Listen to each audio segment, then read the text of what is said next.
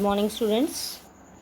Today we are going to do the next topic of chapter number 14, that is the electron transport chain or the electron transport system. Basically, as you all know, during the cyclic and non cyclic pathway Z scheme अगर आपको ध्यान है तो उसमें हम लोगों ने किया था कि इलेक्ट्रॉन रिलीज़ होता है, वो कहीं कहीं से होता हुआ जो है अपने प्रोसेसिंग पूरा करता है। ठीक वैसे ही same electron is also activated here, ठीक है, because both of the cycles crab cycle, glycolysis as well as C3C4 all are interconnected to each other at some particular points. ठीक है, तो इसमें क्या हो जाएगा कि जो मेटाबॉलिक पाथवेज हैं, ठीक है, the metabolic pathways through with the electron passes, electron जो है वो पासेस हो रही हैं बेसिकली किसी एक पर्टिकुलर एरिया से। ठीक है, इलेक्ट्रॉन पास हो रही है from one carrier to another. ये जो कैरियर है यहाँ पे ये कोई भी हो सकता है। ठीक है, the carrier of this may be NADH, ठीक है, ये इसमें हेल्प करा सकता है पासिंग के लिए। दूसरा यहाँ पे हमारा जो कैरियर हो सकता है वो हमारा जो है आयरन एंड सल्फ़र का जो कंपाउंड है वो हो सकते हैं। ठीक है, इसके अलावा हमारे जो साइटोक्रोम है, साइटोक्रोम A, C, कोई भी जो है हमारा पिगमेंट इसके अंदर बेसिकली वो हो सकता है। नेक्स्ट वन, ये प्लेस कहाँ पे होती है, where does it take place.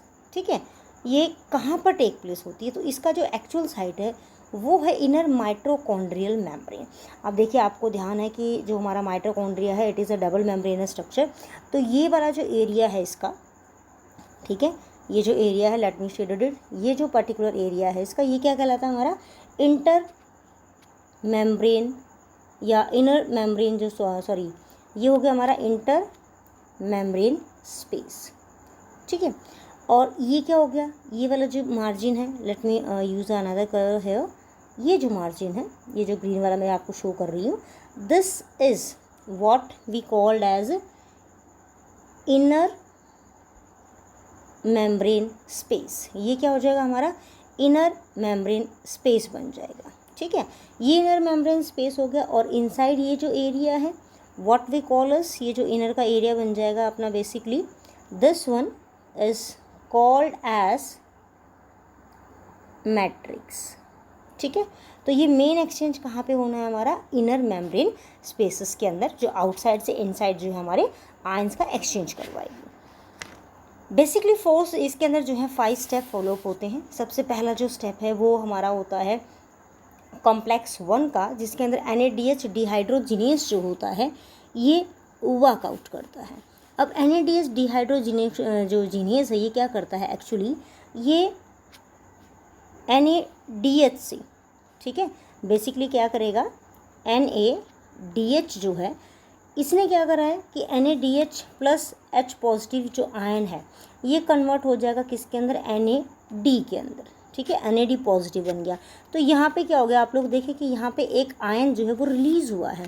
ये आयन सबसे पहले कैरी आउट हो जाएगा और ये कहाँ पे चला जाएगा हमारा सिट्रिक साइकिल में। ठीक है, हमारे यानी कि क्रैब साइकिल के अंदर ये ट्रांसफ़र हो जाएगा। उसके बाद नेक्स्ट जो स्टेप है इसके अंदर ये आपका दिखा रखा किसका, कॉम्प्लेक्स सक्सिनेट डिहाइड्रोजिनेस। जो सक्सिनेट डिहाइड्रोजिनेस होगा ये क्या करेगा, इनर जो मेम्ब्रेन है वहाँ पे ट्रांसफ़र करेगा।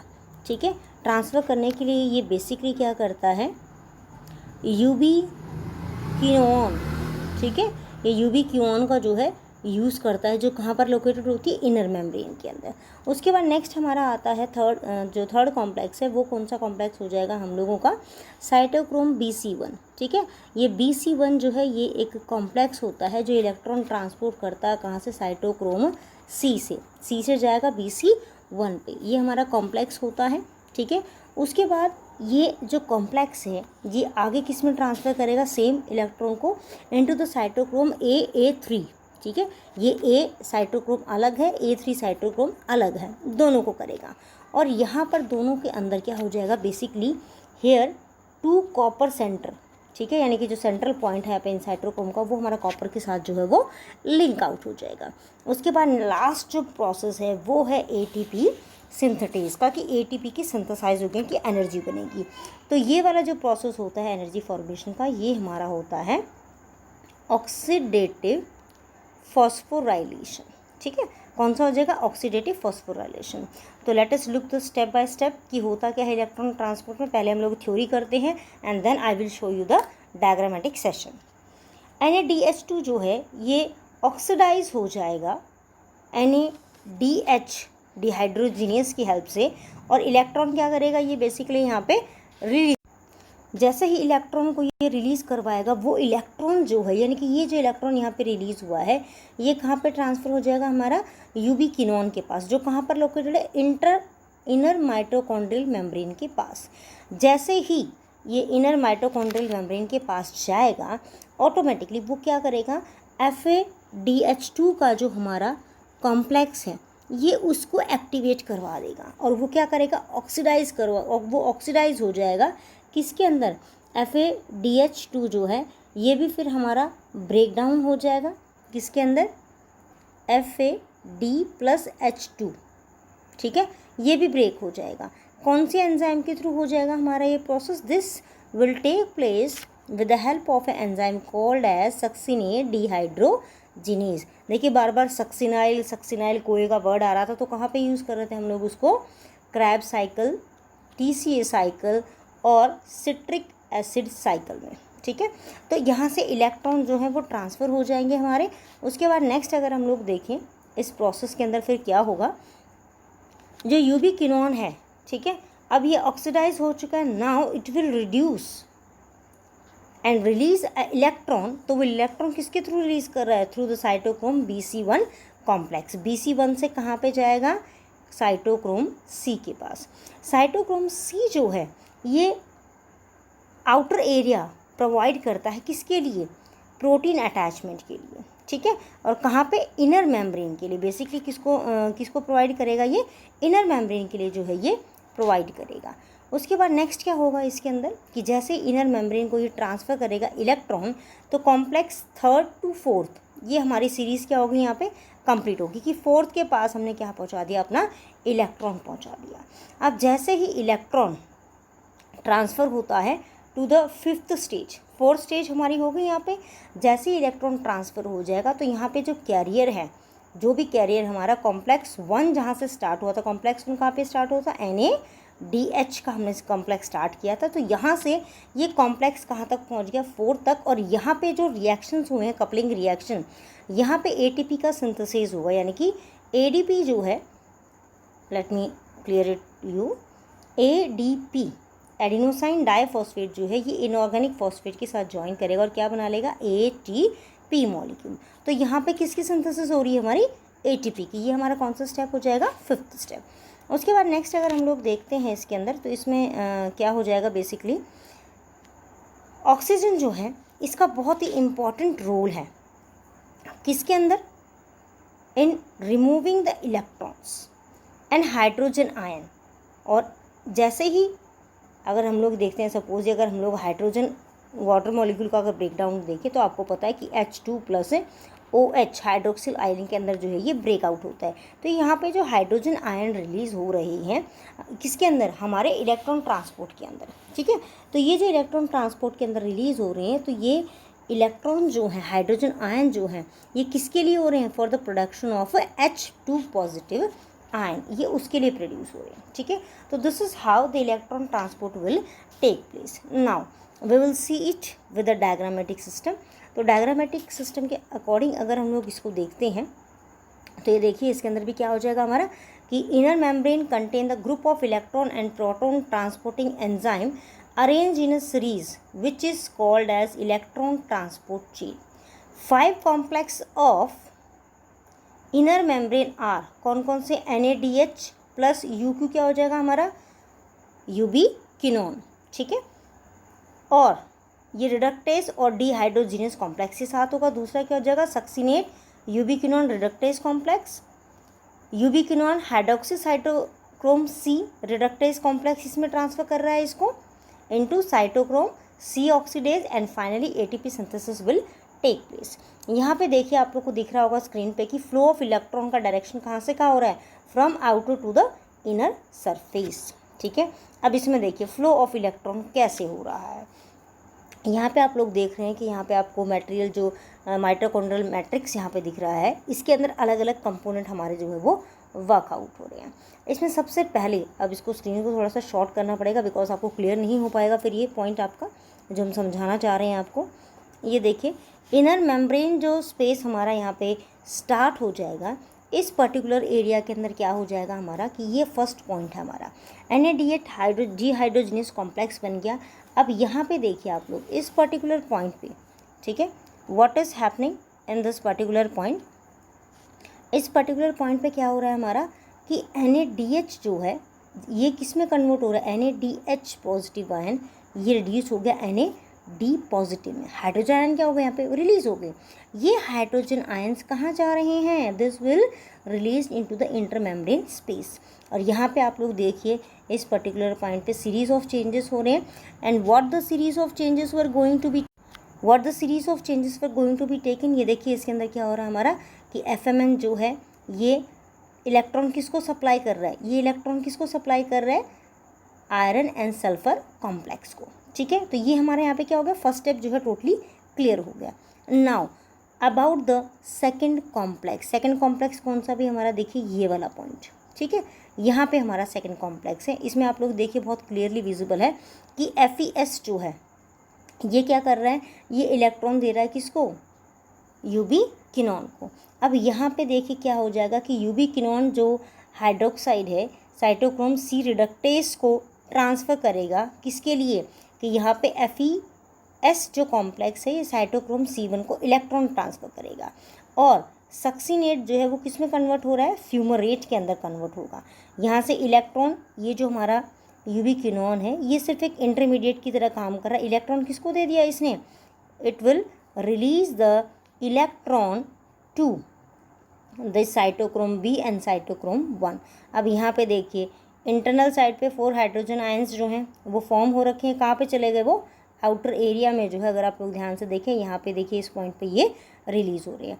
अब यहाँ से जो इलेक्ट्रॉन स्टेप 2 पे जो इलेक्ट्रॉन रिलीज़ हुआ है वो स्टेप 3 के लिए बन रहा है साइटोक्रोम C, जो कि एक मोबाइल कैरियर जो मूव कर सकता है 1 पॉइंट टू अनदर पॉइंट। ठीक है, जो इलेक्ट्रॉन का ट्रांसफ़र करेगा कहाँ से, 3rd से 4th में। हमारा 4th पार्ट कौन सा आ जाएगा, ये वाला पार्ट आ जाएगा। ठीक है, यहाँ पे इलेक्ट्रॉन का ट्रांसफ़र जो है हमारा स्टार्ट हो जाएगा। जैसे ही इलेक्ट्रॉन का ट्रांसफ़र यहाँ पे हुआ है बेसिकली क्या हो जाएगा कि हमारा साइटोक्रोम A और साइटोक्रोम A3 ये कॉम्प्लेक्स जो है ये बन गया। 2 इलेक्ट्रॉन रिलीज़ हुए हैं यहाँ पे। अब 2 इलेक्ट्रॉन जब रिलीज़ हुए हैं तो हमारा यहाँ पे वाटर मॉलिक्यूल जो है इसकी फॉर्मेशन भी हो रही है। ये देखिए वाटर मॉलिक्यूल की फॉर्मेशन हो जाएगी यहाँ पे और बेसिकली ये वाटर मॉलिक्यूल जो है इसकी फॉर्मेशन के साथ साथ 2 हाइड्रोजन के आयन फिर से रिलीज़ हो रहे हैं और वापस से कहाँ चले जाएंगे, हमारे इंटर मेम्ब्रेन स्पेस के पास। अब आउटसाइड में देखिए आप लोग कितने सारे इस पर्टिकुलर एरिया में यहाँ पे देखिए कितने सारे हाइड्रोजन आयंस हैं। इनकी कंसंट्रेशन क्या है यहाँ पे, बहुत हायर है। ठीक है, और इनसाइड द इनर मेम्ब्रेन अगर आप लोग देखें तो कंसंट्रेशन क्या है यहाँ पे हमारी लो है। तो इसका मतलब क्या हो गया कि यहाँ पे जो पोटेंशियल डिफरेंस क्रिएट हो रहा है इसकी वजह से क्या होना चाहिए, फॉर्मेशन ऑफ ATP होनी चाहिए। तो यहाँ पे एक फोर्स आता है हमारा जो इस पूरे प्रोसेस को कंप्लीट करवाता है।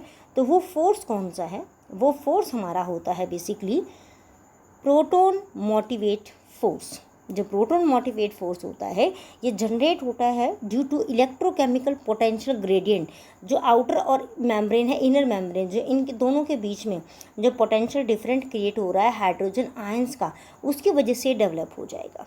ठीक है, जैसे ही ये डेवलप जब हो रहा है तो इसकी वजह से क्या हो जाएगा कि जो मैट्रिक्स है, ठीक है, ये हमारा जो मैट्रिक्स वाला पोर्शन है इसके पास हाइड्रोजन के जो आयंस हैं, हाइड्रोजन आयंस वो क्या होंगे, इस पर्टिकुलर पाथ से अपने हायर से लोअर कंसंट्रेशन की तरफ ट्रांसफ़र होने स्टार्ट हो जाएंगे। ठीक है, जैसे ही हायर से लोअर की तरफ ट्रांसफ़र हुए वो क्या करेंगे, उनका जो ATPase का हमारा कॉम्प्लेक्स है ये वाला, यहाँ पे ATP सिंथेटेज हमारा जो एंजाइम है वो एंजाइम एक्टिवेट हो जाएगा और इलेक्ट्रॉन ट्रांसपोर्ट सिस्टम को यहाँ पे क्या करवा देगा, टोटली कंप्लीट करा देगा।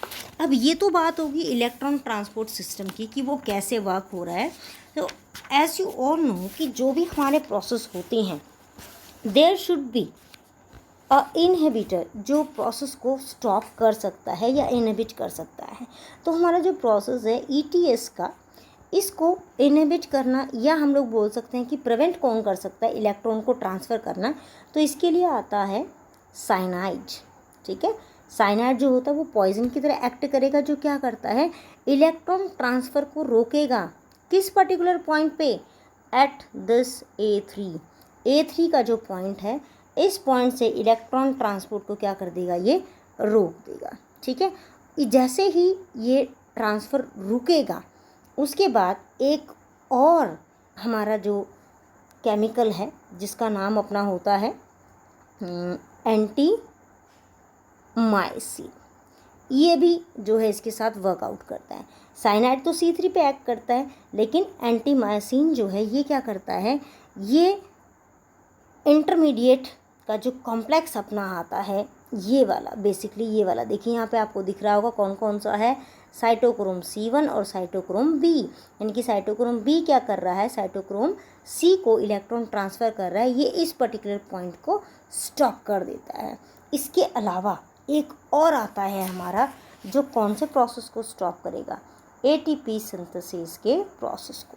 ATP सिंथेसिस के प्रोसेस को स्टॉप करने के लिए हमारा आता है बेसिकली इट इज़ 2,4-डाइनाइट्रोफिनोल। ठीक है, ये क्या करता है, बाकी पूरा प्रोसेस तो पूरा करवा देगा। कहाँ तक का प्रोसेस अगर हम लोग बात करते हैं, ये प्रोसेस कहाँ तक का पूरा करवा सकता है, इस पर्टिकुलर पॉइंट तक, यहाँ तक पूरा करवा देगा।